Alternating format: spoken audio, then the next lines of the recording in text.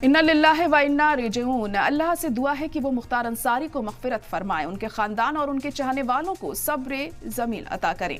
गाज़ीपुर में अवाम ने अपने चहेते बेटे और भाई को खो दिया है। मुख्तार साहब ने इंतज़ामिया पर संगीन इल्ज़ाम लगाया था कि उन्हें जहर दिया गया था।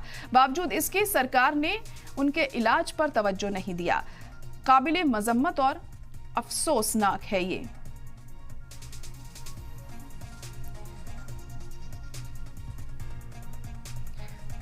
तो आपको बता दें कि असदुद्दीन ओवैसी ने ये ट्वीट किया है और अफसोस जाहिर किया है मुख्तार अंसारी की मौत पर।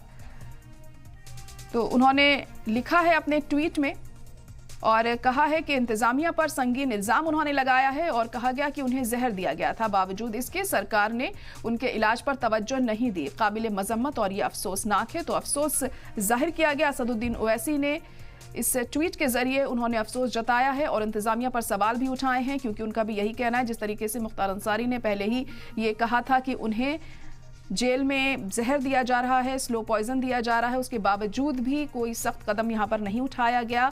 और जब कोर्ट ने हालांकि जेल प्रशासन को ये कहा था कि रिपोर्ट सौंपे, लेकिन उससे पहले ही उनकी मौत हो गई है। तो असदुद्दीन ओवैसी भी यहाँ पर इंतजामिया पर सवाल उठाते हुए दिखाई दी हैं। अफसोस जाहिर किया है उन्होंने मुख्तार अंसारी की मौत पर।